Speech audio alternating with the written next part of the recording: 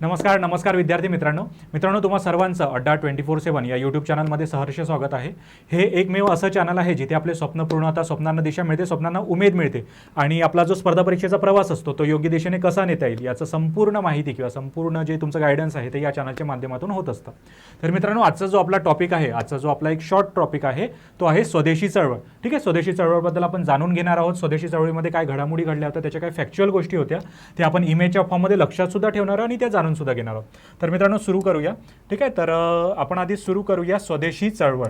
ठीक आहे, तर स्वदेशी चळवळ जी होती मित्रांनो, स्वदेशी चळवळ जी होती ती कोणाद्वारे रचल्या गेलेली होती? ठीक आहे, तर स्वदेशी चळवळ ही मोस्टली जी जनतेद्वारे किंवा जे जहाल नेते होते किंवा मावळ नेते होते जे त्यामध्ये गुंतवून होते, ठीक आहे, जे त्यामध्ये गुंतवून होते त्यांच्याद्वारे तर ती होती, परंतु ती कोणामुळे घडल्या गेली? ठीक आहे, म्हणजे का ती करण्यात आली? तर ती करण्यात आली बंगालच्या फाळणीमुळे। ती कशामुळे करण्यात आली? बंगालच्या फाळणीमुळे। म्हणजे बंगालची फाळणी ही त्यावेळेस करण्यात आलेली होती आणि कोणाद्वारे करण्यात आली होती मित्रांनो? तर ती करण्यात आली होती लॉर्ड कर्झन यांच्याद्वारे। यांची एक इमेज डोक्यामध्ये असू द्या। ठीक आहे, लॉर्ड कर्झनद्वारे बंगालची फाळणी करण्यात आलेली होती आणि ही कधी करण्यात आलेली होती? 20 जुलै 1905 रोजी। कधी करण्यात आलेली होती? 20 जुलै 1905 रोजी बंगालची फाळणी करण्यात आलेली होती। ठीक आहे, आणि हा जो निर्णय जाहीर झालेला होता आणि फक्त निर्णय जाहीर झाला नाही तर त्यावर अंमलबजावणी सुद्धा झाली। ठीक आहे, आणि तिथूनच त्या बंगालच्या फाळणीमुळेच स्वदेशी चळवळ ही निर्माण होत गेली। ठीक आहे, स्वदेशी चळवळीचा उगम झाला कशामुळे? बंगालच्या फाळणीमुळे। आणि बंगालची फाळणी का करण्यात आली असं जेव्हा लॉर्ड कर्झन किंवा सरकारला विचार केला, ब्रिटिश सरकारला विचारलं गेलं, तर सरकारने दावा केला की प्रशासकीय विचारातून किंवा प्रशासकीय सोय म्हणून ही जी फाळणी आहे ती करण्यात येत आहे। परंतु त्याचं जे ओरिजिनल कारण होतं किंवा त्याचं जे ओरिजिनल प्रकरण होतं ते फक्त आणि फक्त हे प्रशासकीय विचार हाच नव्हता किंवा प्रशासकीय सोय नव्हता, तर त्यांचा जो मेन उद्देश होता तो काय होता? हिंदू मुस्लिम किंवा मवाळ आणि जहाल यांना दूर करणे। ठीक आहे, हिंदू मुस्लिमांचं जे ऐक्य आहे ते तोडणे किंवा मवाळ आणि जहाल यांच्यामध्ये जे एकी निर्माण होते त्याला विभागणे। ठीक आहे, हा काय होता त्यांचा सरकारचा मुख्य उद्देश होता आणि इथूनच काय झाली? स्वदेशी चळवळीची सुरुवात झाली। तर हे होते मित्रांनो लॉर्ड कर्झन। ठीक आहे, आणि 16 ऑक्टोबर, ठीक आहे, 16 ऑक्टोबर रोजी कलकत्त्याला एक हरताळ पाळण्यात आला स्वदेशी चळवळीच्या निमित्ताने। ठीक आहे, एक हरताळ पाळण्यात आला आणि तेव्हा जेव्हा हरताळ पाळण्यात आला तेव्हा एक दिवसाचं उपोषण करण्यात आलं। ठीक आहे, एक दिवसाचं उपोषण करण्यात आलं आणि या उपोषणामध्ये असं सुद्धा ठरवलं गेलं की उपोषण करत असताना कोणीही परकीय ज्या वस्तू असेल, कोणत्याही परकीय वस्तू असेल त्याचा वापर करू नये। ठीक आहे, परकीय वस्तूचा काहीच वापर करायचा नाही। ठीक आहे, परकीय वस्तूंचा वापर करू नये। आणि त्यावेळेस रस्त्यावरून काही मिरवणुका सुद्धा निघाल्या आणि त्या ज्या चळवळ ही जी चालली किंवा हे जे आंदोलन चाललं, ठीक आहे, याला 50,000 लोक हजर होते। ठीक आहे, इथे ज्या सभा वगैरे चालल्या होत्या त्याला किती लोक हजर होते? 50,000। विचार करा मित्रांनो, त्यावेळेचे 50,000 म्हणजे किती असेल? ठीक आहे, 50,000 लोक त्या सभेला हजर होते आणि बंगालच्या खेड्यातून व शहरातून, म्हणजे फक्त शहरातले लोक नाही आले किंवा खेड्यातले लोक नाही आले, तर शहरापासून खेड्यात किंवा खेड्यापासून शहरापर्यंत सर्व लोक या ज्या चळवळीला म्हणा या आंदोलनाला उपस्थित होते आणि मिरवणुका आणि निदर्शने यांचे पडसाद जे होते ते सतत उमटत राहिले या चळवळीमुळे। ठीक आहे, तर ही ती म्हणजे तुम्ही इमेजच्या फॉर्ममध्ये लक्षात ठेवू शकता। ठीक आहे, 50,000 आकडा विचारला जाऊ शकतो जर फॅक्च्युअल गोष्टीमध्ये विचारायचं असलं तर, आणि ही तारीख म्हणजे 16 ऑक्टोबर ह्या दोन गोष्टी विचारल्या जाऊ शकतात। कुठे? कलकत्त्याला जेव्हा हरताळ पाळण्यात येत होता तेव्हा। ठीक आहे, तर या गोष्टी लक्षात ठेवा। त्यानंतर मित्रांनो, जो परकीय माल असतो, जसं मी थोड्या वेळ पहिले सांगितलं होतं की परकीय मालावर बहिष्कार टाकण्यात आला। म्हणजे परदेशातून आलेला असो, परदेशातल्या व्यक्तींनी तो तयार केलेला असो, परदेशीय कंपन्यांमधला असो, त्या मालावर काय करण्यात आलं? पूर्णपणे बहिष्कार टाकण्यात आला। मग ते छोट्यातल्या छोट्या खाण्याच्या गोष्टी जरी असल्या, ठीक आहे, खाण्याच्या गोष्टी जरी असल्या तरी त्यावर बहिष्कार टाकण्यात आला। ठीक आहे, ती साखर का असे ना, ठीक आहे, साखर जरी परदेशातून म्हणजे त्यांच्या देशातून येत असली त्याच्यावरही बहिष्कार टाकण्यात आला। म्हणून परकीय बनावटीच्या सर्व वस्तूंवर काय आहे? सर्व वस्तूंवर बहिष्कार आणि त्याऐवजी स्वदेशी वस्तूंचा वापर। ठीक आहे, स्वदेशी वस्तूंचा वापर करण्यात आला। स्वदेशी वस्तू एवढ्या प्रमाणात वापरण्यात आल्या की त्यावेळेस जे स्वदेशी जे मालक होते त्यांची फार चांगली प्रगती झाली। ठीक आहे, एवढ्या प्रमाणात स्वदेशी वस्तूंचा हा अतिशय चांगला वापर झाला तेव्हा। ठीक आहे, स्वदेशी वस्तूंचा वापर करण्यात आला आणि अनेक ठिकाणी परदेशी कापडाच्या होळ्या करण्यात आल्या। होळ्या इन द सेन्स ते कापड जाळण्यात आले। ठीक आहे, होळ्या करण्यात आल्या म्हणजे काय? तर ते कापड जे होते ते परदेशी कापड असेल तर ते जाळण्यात आले।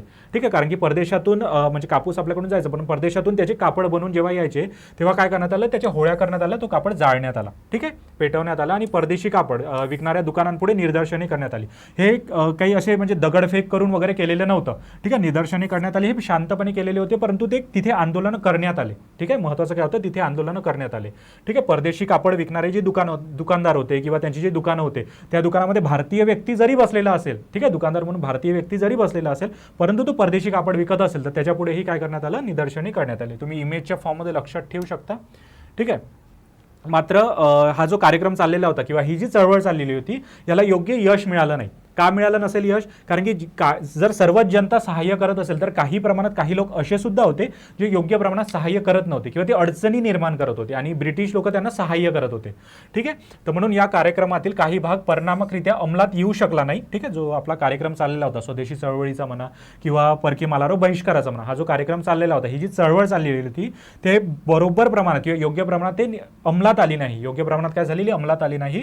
परंतु या कार्यक्रमाने म्हणा किंवा या चळवळीने म्हणा एक चांगली गोष्ट अशी केली की जे भारतीय व्यक्ती होते, जे प्रत्येक भारतीय होता, त्याला एक स्वराज्य, स्वतःचं राज्य, ठीक आहे, स्वतःचं राज्य जिंकण्याची म्हणा किंवा स्वतःचे राज्य तयार करण्याची एक उमेद मिळाली. ठीक आहे, आणि ती उमेद कशा मिळाली? तर दादाभाई नौरोजी डिसेंबर 1906 मध्ये कोणी काँग्रेस अधिवेशनात बोलताना दादाभाई नौरोजींनी स्पष्ट केले की स्वराज्य हे काँग्रेसचं उद्दिष्ट आहे. उद्दिष्ट आता काय आहे? स्वराज्य म्हणजे स्वतःचं राज्य. ठीक आहे, तर हे इथे तुम्ही दादाभाई नौरोजी यांची इमेज बघू शकता. ठीक आहे, तुम्ही लक्षात सुद्धा ठेवू शकता. स्वराज्य म्हणजे जर कधी प्रश्न आला की स्वराज्याची घोषणा कोणी केली किंवा स्वराज्य याची प्रथम डिसेंबर 1906 मध्ये काँग्रेसच्या अधिवेशनात कोणी घोषणा केली, तर त्याचं योग्य उत्तर काय ठरेल? दादाभाई नौरोजी. ठीक आहे, सोबतच सरकारने हे दडपण्यासाठी म्हणजे त्या आंदोलनं तर करत आहे परंतु ते दडपावे लागेल म्हणून ब्रिटिश सरकारने ते दडपण्यासाठी काय केलं तर सभांवर म्हणजे ज्या आपण सभा चाललेल्या होत्या त्याच्यावर बंदी घालण्यात आली. वृत्तपत्र, ठीक आहे, वृत्तपत्रांचा आवाज दडपून टाकण्यात आला इन द सेन्स की जी वृत्तपत्र काही बंद करण्यात आली. ठीक आहे, काही वृत्तपत्रांवर प्रत्यक्ष बंदी टाकण्यात आली. ठीक आहे, प्रत्यक्ष ती बंदी टाकण्यात आली. ठीक आहे, आणि राजकीय कार्यकर्त्यांना तुरुंगात डांबण्यात आले. ठीक आहे, राजकीय कार्यकर्ते असो सोबत लोकमान्य टिळक असो यांना सुद्धा काय करण्यात आलं? तुरुंगात डांबण्यात आलं. म्हणजे काय? तर तुरुंगात बंद करण्यात आलं आणि परदेशींना हद्दपार करण्यात आलं. म्हणजे अनेक नेत्यांना परदेशी हद्दपार करण्यात आलं. जसं तुम्ही बघितलं असेल की लाला लजपत राय हे सुद्धा परदेशी निघून गेले होते, त्यांना हद्दपार करण्यात आलं होतं. असंही तुम्ही लक्षात घेऊ शकता. परदेशी हद्दपार करण्यात आलेलं होतं. आणि इथेच जे विद्यार्थी सुद्धा म्हणजे जे शाळामधला कॉलेजमधले जे विद्यार्थी तिथे आंदोलनं करत होते त्यांची सुद्धा मारझोड करण्यात आली. ठीक आहे, त्यांना जरी तुरुंगात न टाकता त्यांना मारझोड करण्यात आली. ठीक आहे, आणि सरकारने यांचा जो मुख्य उद्देश होता जसं आपण पहिल्या स्लाइडमध्येच बघितला की हिंदूपासून मुसलमानांना वेगळं करणे. ठीक आहे, हिंदू मुस्लिममध्ये तडा मारणे, सोबतच जहालांपासून मवाळांना वेगळं करणे. ठीक आहे, दोन उद्देश कोणते? जहालांपासून मवाळांना आणि हिंदूंपासून मुसलमानांना वेगळं करणे. हे काय होते? हे यांचे छुपे उद्देश होते. परंतु स्वदेशी हा शब्द वापरल्यामुळे किंवा स्वराज्य हा शब्द वापरल्यामुळे, ठीक आहे, स्वदेशी हा शब्द चालत येत होता परंतु स्वराज्य हा शब्द वापरल्यामुळे आता जनता काय व्हायला लागली? जागृत व्हायला लागली. त्यांना जे इंग्रजांचं किंवा ब्रिटिश सरकारचं जे योग्य कारण आहे फाळणी करण्याचं, ठीक आहे, किंवा स्वदेशी चळवळ निर्माण जी होत आहे ती फाळणीमुळे होते आणि ती फाळणी करण्याचं जनतेला आता कारण कळून राहिलं होतं. ठीक आहे, मेन कारण जे होतं ते जनतेला योग्य प्रमाणात कळून राहिलेलं होतं आणि त्यामुळे हा जो लढा चाललेला होता हा लढा असाच थोड्या प्रमाणात का होईना परंतु पुढे चालत राहिला. यावेळेस लोकमान्य टिळकांना काही वर्ष शिक्षा सुद्धा झाली. ठीक आहे, तर लोकमान्य टिळकांना किती वर्ष झाली? 6 वर्ष. ठीक आहे, लोकमान्य टिळकांना 6 वर्ष काळ्या पाण्याची शिक्षा सुद्धा देण्यात आली. त्यांच्यावर खटला सुद्धा चालवण्यात आला, शिक्षा सुद्धा देण्यात आली. सोबतच बिपिनचंद्र पाल, ठीक आहे, आणि अरविंद घोष यांनी काय केलं? राजकारणातून पूर्णतः संन्यास घेतला. ठीक आहे, या चळवळीच्या दरम्यान राजकारणातून पूर्णतः संन्यास घेतला कारण की ब्रिटिशांनी दडपशाही चालू केलेली होती. ठीक आहे, तर बिपिनचंद्र पाल आणि अरविंद घोष, तुम्ही चंद्र आणि विंद यावरून लक्षात ठेवू शकता संन्यास. ठीक आहे, चंद्र विंद संन्यास. ठीक आहे, असं तुम्ही लक्षात ठेवलं तरी चालेल. आणि लाला लजपत राय जसं मी सांगितलं होतं परदेशी निघून गेले. ठीक आहे, लाला लजपत राय काय परदेशी निघून गेले, तर लाला आणि देशी असंही तुम्ही लक्षात ठेवू शकता. जर तुम्हाला लक्षात ठेवायचं असेल तर, तुम्हाला जर ही गोष्ट इझिली लक्षात राहत असेल तर भरपूर चांगली गोष्ट आहे. ठीक आहे, तर अशा प्रकारे मित्रांनो ही स्वदेशी चळवळ चाललेली होती. सोबतच जे आपल्या ॲनी बेझंट आहे, ठीक आहे, ॲनी बेझंट जरी परदेशी असल्या, ठीक आहे, जरी परदेशी असल्या आणि सोबतच लोकमान्य टिळक म्हणजे ही चळवळ जरी चालत असली, ठीक आहे, चळवळ जरी चालत असली आणि काही वर्षानंतर त्या चळवळीचा बंगालची फाळणी रद्द जरी करण्यात आली, ठीक आहे, परंतु ही जी चळवळ चालत होती ते काही अडचणी निर्माण होत होत्या. ठीक आहे, अडचणी निर्माण होत असतानाही ॲनी बेझंट, लोकमान्य टिळक यासारख्या व्यक्तींनी, जेव्हा लोकमान्य टिळक तुरुंगातून बाहेर आले म्हणा, त्यासारख्या व्यक्तींनी ही चळवळ थांबवू नये. ठीक आहे, किंवा यासारखी आणखी एक चळवळ निर्माण व्हावी म्हणून यांनी काय केलं तर ॲनी बेझंट यांनी कारावासातून मुक्त झालेल्या लोकमान्य टिळकांनी इंडियन होम रूल लीग, लक्षात ठेवा, इंडियन होम रूल लीगची म्हणजे स्थापना केली, ज्यालाच आणि त्या मार्गे अखिल भारतीय आंदोलन पुन्हा नव्याने सुरू केलं. ठीक आहे, तर इंडियन होम रूल लीग आणि अखिल भारतीय आंदोलन हे काय केलं? पुन्हा नव्याने सुरू केलं. अखिल भारतीय आंदोलन हे कोणाच्या तर्फे सुरू झालेलं होतं? तर इंडियन होम रूल लीग. ठीक आहे, इंडियन होम रूल लीग यांच्या मार्फत अखिल भारतीय आंदोलन सुरू झालं, जे फक्त आता बंगालपुरतं सीमित न राहता भारतभर पसरेल या दृष्टिकोनातून. ठीक आहे, बंगालची फाळणी ही जी तयार झालेली होती यामध्ये साऊथ साईडचे म्हणा फारसे लोक सामील झालेले नव्हते. ठीक आहे, परंतु साऊथ साईडचे आणि प्रत्यक्ष जेवढेही भारतभर लोक आहे ते सुद्धा या स्वराज्याबद्दल जागृत व्हावे, त्यासाठी अखिल भारतीय आंदोलन पुन्हा सुरू केले. कोणी केलेले? ॲनी बेझंट आणि लोकमान्य टिळकांनी. आणि सोबतच म्हणजे हे जेव्हा चाललेलं प्रकरण होतं हे, ठीक, म्हणजे ही जी स्वदेशी चळवळ चाललेली होती त्यामध्ये काही नेत्यांना अतिशय वाईट प्रमाणात वागणूक देण्यात आली होती. त्यातलंच एक लोकमान्य टिळक सुद्धा होते, त्यांना काळ्या पाण्याची शिक्षा देण्यात आलेली होती. ठीक आहे, परंतु त्यांनी न डगमगता पुन्हा एकदा ॲनी बेझंट यांच्यासोबत नव्याने सुरुवात केली आणि इंडियन होम रूल लीगची स्थापना केलेली होती. तर हे होते मित्रांनो आपली स्वदेशी चळवळ. ठीक आहे, थोड्या कमी प्रमाणात समजवण्यात आली. ठीक आहे, परंतु ही चळवळ समजून घेणे यासाठी गरजेचं होतं, कारण की परीक्षेच्या दृष्टिकोनातून विचारल्या जाऊ शकतात. ठीक आहे, परीक्षेच्या दृष्टिकोनातून कोणती गोष्ट आवश्यक असेल ही प्रत्येक गोष्ट आपल्याला लक्षात ठेवणं गरजेचं असतं. तुम्ही एमएच्या फॉर्ममध्ये लक्षात ठेवू शकता, छोट्या छोट्या चंद्रविंद यावरून तुम्ही संन्यास अशा गोष्टी लक्षात ठेवू शकता. तुम्हाला ज्याही, कारण की तुमचे अनुभव वेगळे असतील, अनुभवावरून गोष्टी लक्षात ठेवण्याचा प्रयत्न करा, कारण की ते आपल्या सबकॉन्शियस माइंडमध्ये ऑलरेडी फिट असतात. तर मित्रांनो, जर लेक्चर आवडलं असल्यास तुम्ही लाईक शेअर नक्की करा. आपल्या मित्रमैत्रिणींना सुद्धा या लेक्चरबद्दल कळवा.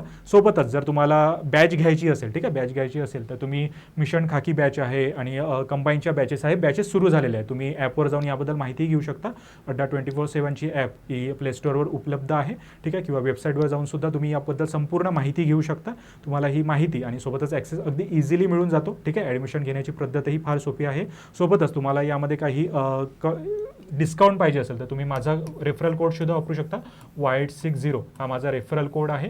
ठीक आहे, तो तुम्ही वापरू शकता आणि त्यामध्ये तुम्हाला डिस्काउंटही मिळून जाईल. कारण की वेळ कमी असल्याच्याने आपल्याला लवकर ॲडमिशन घेऊन काय करायचं असतं, आपला जो यशाचा मार्ग आहे, स्पर्धा परीक्षेतला यशाचा मार्ग आहे, तो पक्का करायचा असतो.